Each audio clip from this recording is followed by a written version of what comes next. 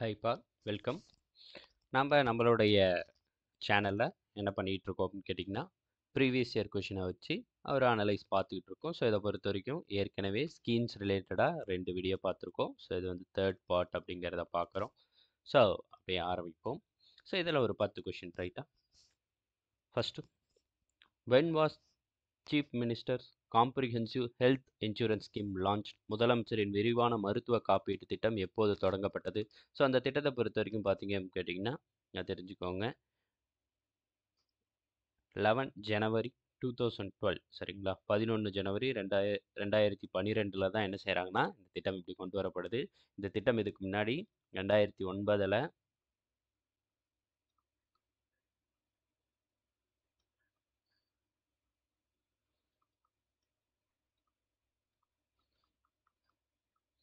கலைஞர் காப்பீட்டு திட்டம் அப்படின்னு பெயர் மாற்றம் செய்யப்பட்டது. அப்படி இருந்தது தான் பின்னால் என்ன செய்யப்படுது அப்படின்னா 2012 CM comprehensive health insurance scheme அப்படின்னு சொல்லிட்டு பெயர் மாற்றம் செய்யப்படுது.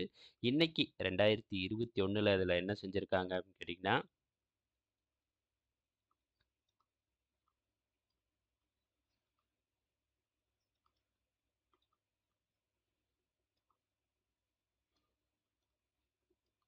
ஒரு குடும்பத்திற்கு 5 லட்சம் ரூபாய் வரைக்கும் மருத்துவ காப்பீடு வழங்கக்கூடிய ஒரு திட்டமாக இந்த முதலமைச்சரின் விரிவான மருத்துவ காப்பீடு திட்டம் பார்க்குறோம். ஸோ தெரிஞ்சுக்கணும். ஸோ இதே மாதிரி மத்திய அரசினுடைய ஒரு திட்டமும் இருக்குது. 2018 கொண்டு வரப்பட்ட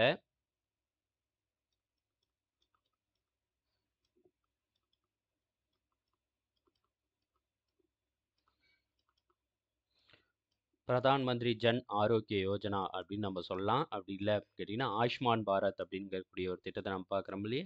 ஸோ அந்த ஆயுஷ்மான் பாரத் திட்டம் இந்த திட்டம் தான் ஓகேவா. கிட்டத்தட்ட 2018 சென்ட்ரல் கவர்மெண்ட்னால இந்த மாதிரி ஒரு ஹெல்த் இன்சூரன்ஸ் ஸ்கீம் கொண்டு வந்தாங்க. பட் ஸ்டேட்டை பொறுத்த வரைக்கும் 2009 நம்ம ஊரில் கொண்டு வந்துருவாங்க. பின்னால் இது ஏடிஎம்கே பீரியடில் முதலமைச்சரின் விரிவான காப்பீட்டு திட்டம் அப்படின்னு சொல்லிட்டு பெயர் மாற்றம் செய்யப்படும். பின்னால் வந்து பார்த்தீங்க கேட்டிங்கன்னா இப்போ 2021 அதை மறுபடியும் எக்ஸ்டெண்ட் பண்ணியிருக்காங்க. நிறைய ஆப்ரேஷன்ஸை உள்ளே கொண்டு வந்திருக்காங்க. கொஞ்சம் அமௌண்ட்டையும் 5 லட்ச ரூபா வரைக்கும் கொண்டு போயிருக்காங்க அப்படிங்கிறத நம்ம பார்க்குறோம். ஸோ அதுக்கடுத்து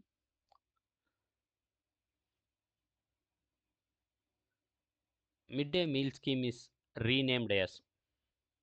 முந்தைய மத்திய உணவு திட்டத்தின் மறுபெயர் யாது அப்படின்னு கேட்டிருக்காங்க.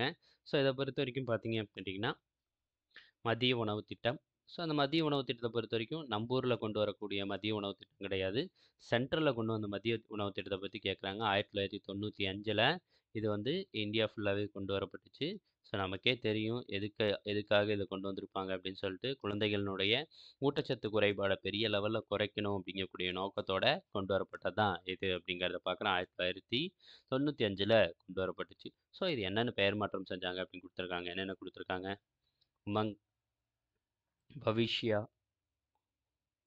போஸ்கோ, பிஎம் போஷன் சரிங்களா. ஸோ இதை பொறுத்த வரைக்கும் பிஎன் போஷன் அபியான் தான் கரெக்டு.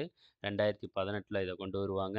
ஸோ இதனுடைய நோக்கம் என்ன அப்படின்னு கேட்டிங்கன்னா, குழந்தைகளினுடைய ஊட்டச்சத்தை மேம்படுத்துறது தான் இந்த திட்டத்தினுடைய நோக்கம் அப்படிங்கிறத நம்ம பார்க்குறோம். ஸோ அதுக்கடுத்து போக்சோ 2012 கொண்டு வருவாங்க. அதாவது 18 வயதுக்கு உட்பட்ட குழந்தைகளினுடைய பாதுகாப்பை உறுதி செய்கிறது தான் இந்த போக்சோ சட்டத்தினுடைய முக்கியமான வேலை. போஸ்கோ சட்டத்தினுடைய வேலை. ஸோ அதில் என்ன செய்வாங்கன்னா, செக்ஷுவல் அஃபென்ஸ் அப்படின்னு நம்ம சொல்லுவோம். பாலியல் தொடர்பான குற்றங்கள் சரிங்களா. இப்போ குழந்தைகளுக்கு எதிரான பாலியல் தொடர்பான குற்றங்கள்ல இருந்து அவங்கள பாதுகாக்கணும். சப்போஸ் அப்படி அவங்க அஃபெக்ட் பண்ணப்பட்டாங்கன்னா, அந்த குற்றம் செஞ்சவங்களுக்கு என்ன தண்டனை அப்படிங்கிறத முதல் கொண்டு பேசக்கூடிய ஒரு சட்டம் தான் இந்த சட்டம் அப்படிங்கிறத பார்க்குறோம். 2012 கொண்டு வரப்பட்டுச்சு. மரண தண்டனை வரைக்கும் விதிக்கலாம் அப்படிங்கிறதெல்லாம் கொண்டு வந்திருப்பாங்க. ஸோ அதுக்கடுத்து உமங் 2017 கொண்டு வந்த உமங் அப்படிங்கிறத பார்க்குறோம். ஸோ இதை பொறுத்த வரைக்கும் இருக்கக்கூடிய மின் ஆளுகை அப்படின்னு நம்ம சொல்லுவோம். இ கவர்னன்ஸை மேம்படுத்தணும் அப்படிங்கிற நோக்கத்தோட சென்ட்ரல் கவர்மெண்ட்டால் கொண்டு வரப்பட்ட ஒரு ஆப்பு தான் வந்து பார்த்தீங்க அப்படின்னா உமங் அப்படிங்கிறத நான் பார்க்குறேன். ரைட். ஸோ அதை அப்படியே பார்த்துக்கோங்க. ஸோ அதுக்கடுத்து, which is the health scheme comprising of Indian medicine and homeopathy which are implemented to control and prevent the கோவிட்-19 பேண்டமிக் இன் தமிழ்நாடு இந்திய மருந்துகள் மற்றும் ஹோமியோபதியை உள்ளடக்கிய சுகாதார திட்டமாகும். இது தமிழ்நாட்டின் கோவிட்-19 தொற்று நோயை கட்டுப்படுத்துவதற்கும் தடுக்கவும் உதவுகின்றன அப்படின்னு இருக்காங்க. ஸோ இதை பொறுத்த வரைக்கும் பார்த்தீங்க அப்படின்னா என்னென்ன ஆப்ஷன் கொடுத்துருக்காங்க. ஸ்டேட் ஹெல்த் மிஷன் மாநில சுகாதார திட்டம், ஆரோக்கியம் அதுக்கடுத்து ஆரோக்கிய திட்டம், அதுக்கடுத்து novel corona virus program, novel corona virus திட்டம், ஸோ அதுக்கடுத்து அம்மா கிளினிக் அப்படிங்கிறத பார்க்குறோம், அம்மா சுகாதார நிலையம். ஸோ அதை பொறுத்த வரைக்கும் இந்த ஆரோக்கியம் அப்படிங்கக்கூடிய ஒரு திட்டம் இருக்கு இல்லையா, ஸோ இந்த திட்டத்தின் மூலம் தான் கொண்டு வந்தாங்க. மெயினாக இந்த ஹோமியோபதி, யோகா, இந்தியன் மெடிசன்ஸ் அப்படின்னு நம்ம சொல்லலாம், ஆயுஷ் அப்படின்னு நம்ம சொல்லுவோம் சரிங்களா, ஆயுர்வேதா, சித்தா, யுனானி சரிங்களா. ஸோ இந்த யோகா, ஸோ இந்த மாதிரியான மெடிசன்ஸை பயன்படுத்தி என்ன செய்வாங்க அப்படின்னு கேட்டிங்கன்னா, பேஷண்ட்ஸை வெளியே கொண்டு வரக்கூடிய ஒரு திட்டமாக இந்த திட்டத்தை பார்க்குறோம். ஸோ இந்த திட்டத்தை பொறுத்த வரைக்கும் என்ன செஞ்சாங்க அப்படின்னு கேட்டிங்கன்னா,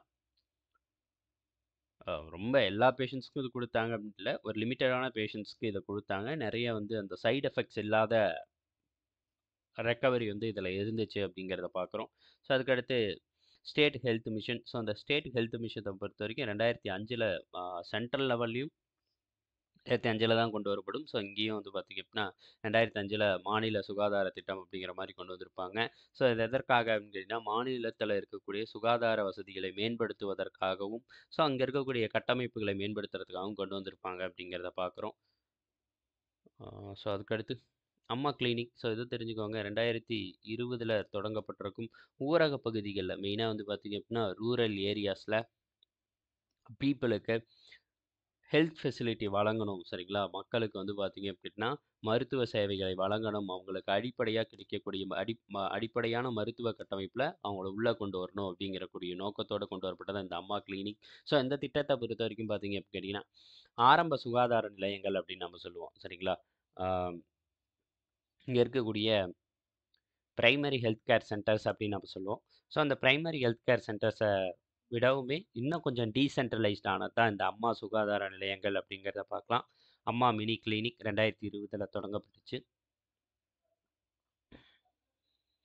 ஸோ அதுக்கடுத்து which of the following scheme is implemented with an objective of reducing maternal and neonatal mortality by promoting institutional deliveries amongst the poor women அப்படின்னு இருக்காங்க. பின்வரும் திட்டங்களில் ஏழை கர்ப்பிணி பெண்களுக்கிடையே நிறுவன ரீதியான பிரசவத்தை ஊக்குவித்து அதன் மூலம் தாய் மற்றும் பிறந்த குழந்தை இறப்பை குறைக்கும் நோக்கத்துடன் செயல்படுத்தப்படுகிறது. ஸோ எந்த திட்டம் வந்து செயல்படுத்தப்படுகிறது அப்படின்னு கேட்குறாங்க. எப்படின்னா மெயினாக வந்து பார்த்தீங்க அப்படின்னு கேட்டிங்கன்னா, அங்கே இருக்கக்கூடிய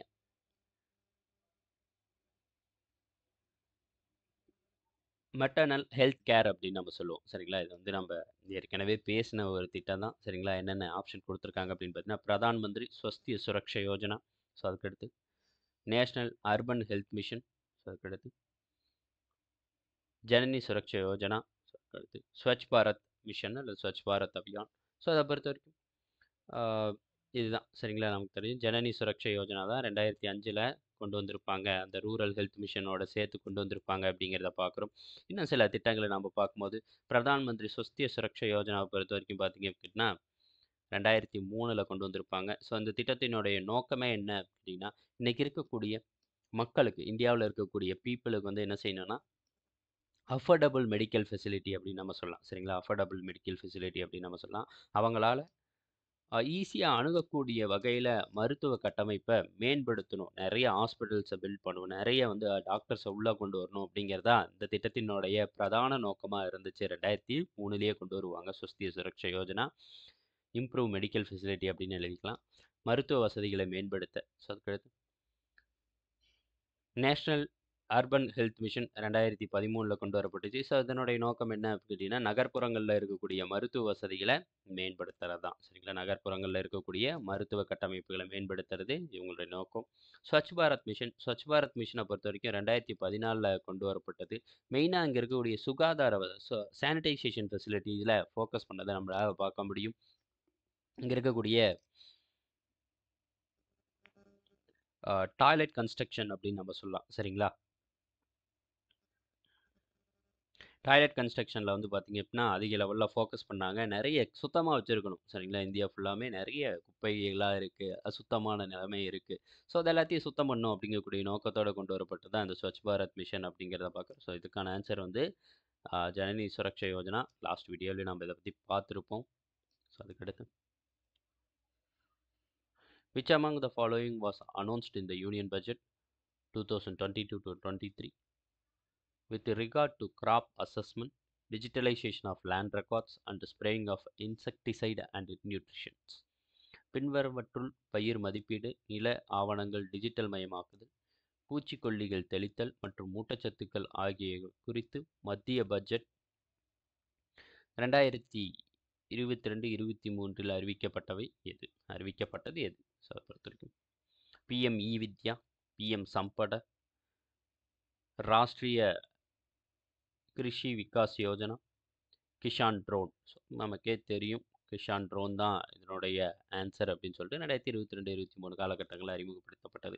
ஸோ அதுக்கடுத்து வந்து பார்த்தீங்க கேட்டிங்கன்னா மீதி இருக்கக்கூடிய திட்டங்கள் சரிங்களா? ஸோ இதை பொறுத்த வரைக்கும் ஃபஸ்ட் என்ன கொடுத்துருக்காங்க, கடைசியில் வந்து பார்க்கலாம். ராஷ்ட்ரிய கிருஷி விகாஸ் யோஜனா அப்படிங்கிறத பார்க்குறோம். ஸோ அந்த ராஷ்ட்ரிய கிருஷி விகாஸ் யோஜனாவை பொறுத்த வரைக்கும் பார்த்தீங்க அப்படின்னு கேட்டிங்கன்னா இந்த திட்டத்தை பொறுத்த வரைக்கும்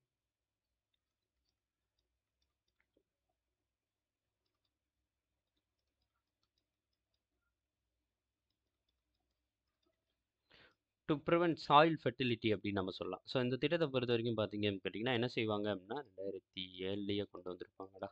ஸோ அதை என்ன செய்வாங்கன்னா இன்னைக்கு மண்ணினுடைய வளத்தை பாதுகாப்பதற்காக சரிங்களா, மண்ணினுடைய வளத்தை பாதுகாப்பதற்காக இந்த நேச்சுரல் ஃபார்மிங் அப்படின்னு நம்ம சொல்லலாம் சரிங்களா. ஸோ இதை வந்து பார்த்தீங்க அப்படின்னு கேட்டிங்கன்னா மெயினாக அந்த கரிம வேளாண்மை அப்படின்னு நம்ம சொல்லலாம். இந்த இயற்கை விவசாய முறைகளை பயன்படுத்தி இவங்க என்ன செய்வாங்க அப்படின்னா இந்த முறைகளை செயல்படுத்துவாங்க அப்படிங்கிறத நம்ம பார்க்குறோம். ஸோ அதுக்கடுத்து வந்து பார்த்தீங்க அப்படின்னா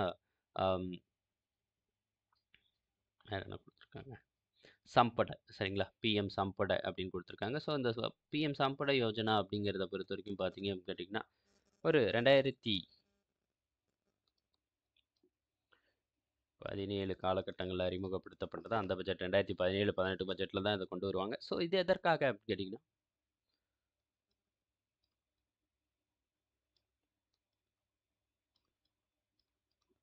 இன்னைக்கு கிராமப்புறங்களில் வந்து பார்த்திங்க அப்படின்னா அந்த சேமிப்பு கிடங்குகள் அப்படின்னு நம்ம சொல்லுவோம் சரிங்களா. ஸோ அந்த சேமிப்பு கிடங்குகளை மேம்படுத்தணும். ஸோ இதன் மூலமாக இது என்ன ஆகும் கேட்டிங்கன்னா ஃபுட் ப்ராசஸிங் அப்படின்னு நம்ம சொல்லுவோம் சரிங்களா. மெயினாக இது ஃபுட் ப்ராசஸிங் மினிஸ்ட்ரியால் கொண்டு வரப்பட்டது தான்.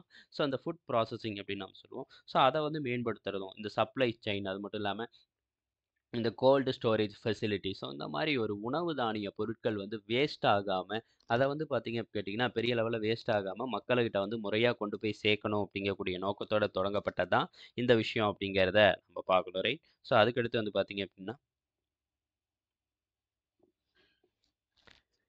பிஎம் இ வித்யா அப்படிங்கிறத பார்க்குறோம். ஸோ அந்த பிஎம் இ வித்யாவை பொறுத்த வரைக்கும் பார்த்தீங்க அப்படின்னா 2020 கொண்டு வந்திருப்பாங்க. ஸோ இது எதற்காக அப்படின்னா எஜுகேஷன் ஓரியன்டான ஒரு விஷயந்தான் சரிங்களா. ஸோ இதை பொறுத்த வரைக்கும் எஜுகேஷன் ஓரியன்டான ஒரு விஷயந்தான். ஸ்கூல் ஸ்டூடெண்ட்ஸ்க்காக கல்வி தரத்தை மேம்படுத்துறதுக்காக கொண்டு வரப்பட்டது தான். ஸோ இதை பொறுத்த வரைக்கும் என்ன பண்ணுவாங்க அப்படின்னு கேட்டிங்கன்னா நிறைய இன்னைக்கு நம்ம ஊரில் வந்து பார்த்தீங்க அப்படின்னா ஒரு கல்வி தொலைக்காட்சி அப்படிங்கிற மாதிரி பார்க்குறோம் இல்லையா. ஸோ அதே மாதிரி தான் வந்து பார்த்தீங்க அப்படின்னா பிஎம் இ வித்யாவும். ஸோ இது எஜுகேஷன் ரிலேட்டடானது. எஜுகேஷன் ரிலேட்டடான ஒரு விஷயம் தான் இந்த பிஎம் இ வித்யா. ஸோ தெரிஞ்சுக்கோங்க. ஸோ அதுக்கடுத்து which of the following statement are true about the chief minister breakfast scheme அப்படின்னு நம்ம சொல்லலாம். முதலமைச்சரின் காலை உணவு திட்டத்தை பற்றி பின்வரும் அறிக்கைகளில் கவனியுங்கள், சரியானதை தேர்ந்தெடுக்க. ஸோ அந்த விஷயம் அப்போ பார்க்கலாம். The scheme has been started by the Tamil Nadu state. Okay, இந்த திட்டம் தமிழகத்தால் தொடங்கப்பட்டது. ஆமாம், தமிழ்நாடு கவர்மெண்ட் இல்லைனா Tamil Nadu state. Okay, it will be implemented in all the higher secondary education school in the state of Tamil Nadu. இது தமிழகத்தில் உள்ள அனைத்து மேல்நிலை பள்ளி மாணவர்களுக்கும் செயல்படுத்தப்படும். The scheme is the first of its kind in Tamil Nadu. இந்த திட்டம் நாட்டிலேயே தமிழ்நாட்டில் முதல் முறையாகும் கொடுத்துருக்காங்க. ஸோ இதை பொறுத்த வரைக்கும் பார்த்தீங்க கேட்டிங்கன்னா ஃபர்ஸ்ட் ஸ்டேட்மெண்ட் கரெக்ட்டு தான். ஸோ இதுதான் வந்து பார்த்தீங்க அப்படின்னா, தமிழ்நாட்டில தான் ஃபர்ஸ்ட்டு டைம் என்ன செய்றாங்க அப்படின்னா, இந்த மாரியான ஒரு திட்டம் சரிங்களா?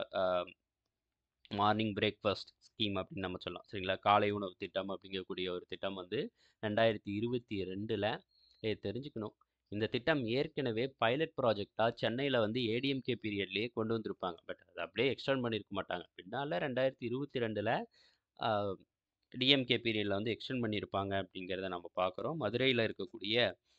மதுரையில வந்து பார்த்தீங்க அப்படின்னா, இந்த திட்டத்த தொடங்கியிருப்பாங்க அப்படிங்கிறத நாம் பார்க்குறோம். ஆ அதுக்கடுத்து வேற என்ன குடுத்துருக்காங்க? இது தமிழகத்தில் உள்ள அனைத்து மேல்நிலைப் பள்ளி மாணவர்களுக்கும் செயல்படுத்தப்படும். கண்டிப்பா கிடையாது. ஸோ அத பொறுத்தவரைக்கும் பிரைமரி ஸ்கூல் அப்படின்னு நம்ம சொல்லுவோம். சரிங்களா?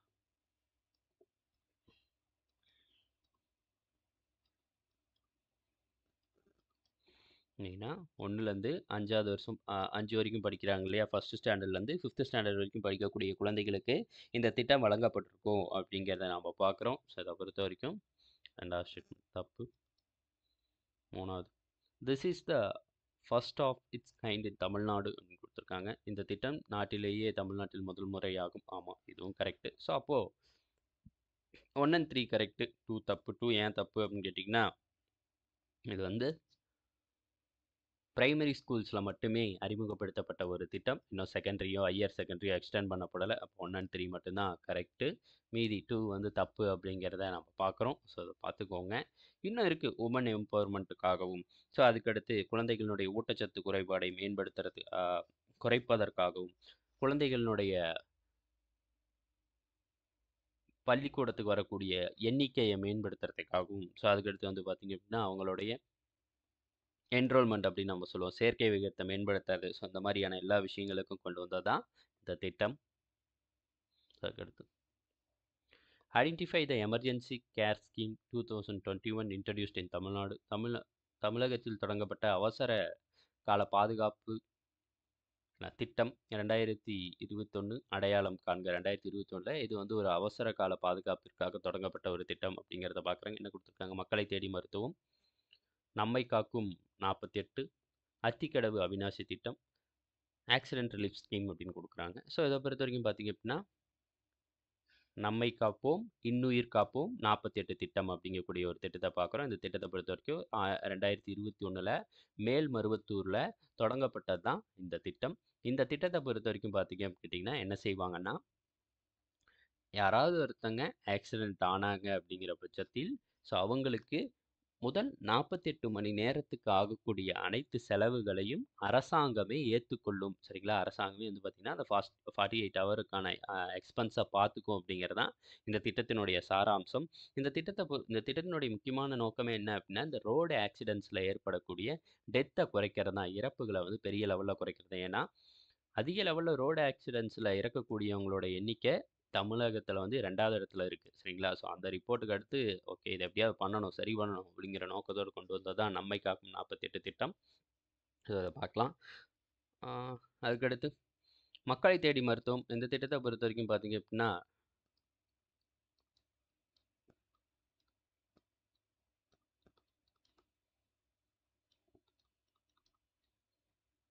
நான் கம்யூனிகபிள் டிசீசஸ் அப்படின்னு நம்ம சொல்லுவோம். தொற்றா வியாதிகள் சரிங்களா? அது பரவா வியாதிகள்னு நம்ம சொல்லலாம். ஒருத்தர்கிட்டருந்து ஒருத்தருக்கு இன்னொரு ஈஸியா பரவாத வியாதிகள் மூலம் நெறைய பேர் அஃபெக்ட் பண்ணப்பட்டிருப்பாங்க. உதாரணத்துக்கு வந்து ஒரு ஹார்ட் ரிலேட்டடான டிசீசஸா இருக்கலாம். ஒரு டயபெட்டிஸ் நீரிழிவு நோயா இருக்கலாம். ஸோ இந்த ஒரு பிரஷரா இருக்கலாம். சரிங்களா? ஸோ இந்த ரத்த அழுத்தம். ஸோ இந்த மாரியான நோய்களால் பாதிக்கப்பட்டிருப்பாங்க. ஸோ இவங்களுக்கு என்ன செய்வாங்கன்னா, அரசு வந்து மாதம் மாதம் வந்து இலவச மருந்து பொருட்கள வழங்குவாங்க. இப்படி வழங்கும்போது, இந்த கோவிட்-19 காலகட்டங்கள்ல என்ன ஆகுதுன்னா, அவங்களால போய் ஹாஸ்பிட்டல்ஸ்ல முறையா அந்த டேப்லெட்லாம் வாங்க முடியல. ஸோ இத எப்படியாவது குறைக்கணும். சரிங்களா? ஸோ இப்படி போகும்போது அவங்களோட ஹெல்த் கேர் ஃபெசிலிட்டி அடிவிழும் அப்படின்னு சொல்லிட்டு, மக்களை தேடி மருத்துவம் அப்படிங்கக்கூடிய ஒரு திட்டத்த கொண்டு வந்தாங்க. இந்த திட்டத்தின் மூலம் என்ன ஆகும் அப்படின்னா, கவர்மெண்ட்டே அந்த டேப்லெட் வாங்கக்கூடிய மக்களுக்கு மாதம் மாதம் அவங்களுக்கு தேவையான டேப்லெட் வந்து அவங்க வீட்டிலேயே கொண்டு வந்து குடுக்கக்கூடியது தான் இந்த திட்டம். ஸோ அது மட்டும் இல்லாம இந்த திட்டத்தில ஃபிசியோதெரபிலாம் குடுப்பாங்க. சரிங்களா? ஸோ சப்போஸ் தேவைப்படும் பட்சத்தில் ஃபிசியோதெரபி குடுப்பாங்க. அத்திக்கடவு அவிநாசி திட்டத்த பார்க்குறோம். ஆ ஏன் இந்த திட்டத்த பொறுத்தவரைக்கும் பார்த்தீங்க அப்படின்னா, இந்த குடிநீர் வசதிகளுடைய மேம்பாட்டிற்காக கொண்டு வரப்பட்டது தான் ஆ அத்திக்கடவு அவிநாசி திட்டம். சரிங்களா? மெயினா ஈரோடு, திருப்பூர் போன்ற மாவட்டங்களை இணைக்கக்கூடிய ஒரு திட்டம் தான் அந்த திட்டம். ஸோ அதுக்கடுத்து விபத்து நிவாரண திட்டம் அப்படி பெரிய திட்டம் இல்லை. ஸோ தெரிஞ்சுக்கோங்க. அது ஒன்றும் பெருசு இல்லை. ஸோ இது ரெண்டையும் பார்த்துக்கோங்க. ஓகேவா? அதுக்கடுத்து pension scheme for deserted transgender who are above dash will be implemented in the Tamil Nadu where is rupees 1000 is paid as monthly pension. மாதம் வந்து 1000 ரூபாய் வந்து டிரான்ஸ்ஜெண்டர் வெல்ஃபேருக்காக மெயினாக வந்து பார்த்திங்க அப்படின்னா இங்கே இருக்கக்கூடிய 3ஆம் பாலினத்தவருக்கு அவங்களுடைய நலனை பாதுகாக்கணும் அப்படிங்கிற நோக்கத்தோட டிரான்ஸ்ஜெண்டர் பென்ஷன் ஸ்கீம் அப்படிங்கக்கூடிய ஒரு ஸ்கீமை வந்து தமிழ்நாடு அரசாங்கம் கொண்டு வந்திருக்கு.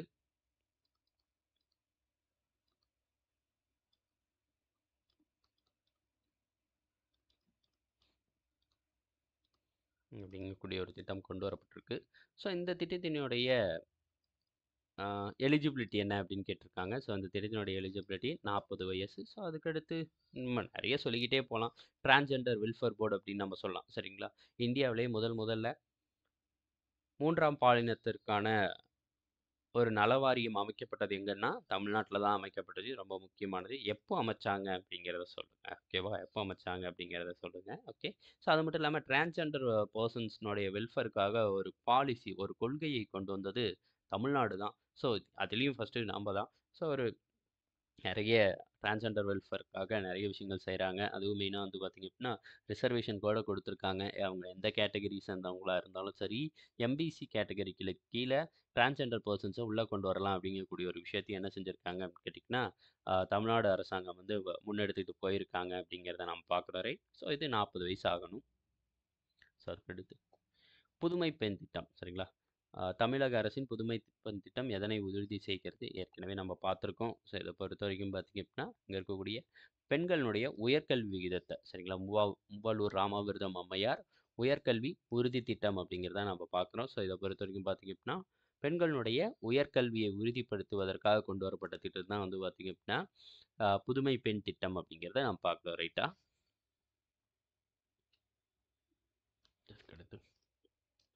Under Chief Minister Girl Child Protection Scheme, an annual incentive of rupees dash is given to the girl child every year from the 6th year of deposit in order to meet educational expenses. The value is ஒன்றும் இல்லை. ஒரு முதலமைச்சரின் பெண் குழந்தைகள் பாதுகாப்பு திட்டம், முதலமைச்சரின் பெண் குழந்தைகள் பாதுகாப்பு திட்டத்தின் கீழ் கல்வி செலவுகளை ஈடு செய்வதற்காக ஒவ்வொரு ஆண்டும் பெண் குழந்தைகள் வைப்பு தொகையில் 6வது ஆண்டு முதல் வழங்கப்படும் வருடாந்திர ஊக்கத்தொகையின் மதிப்பு அப்படின்னு கேட்டிருக்காங்க. ஸோ அதனுடைய மதிப்பை பொறுத்த வரைக்கும் 1800 ரூபா கொடுப்பாங்க அப்படிங்கிறத பார்க்குறோம். ஸோ இந்த திட்டத்தை பொறுத்த வரைக்கும்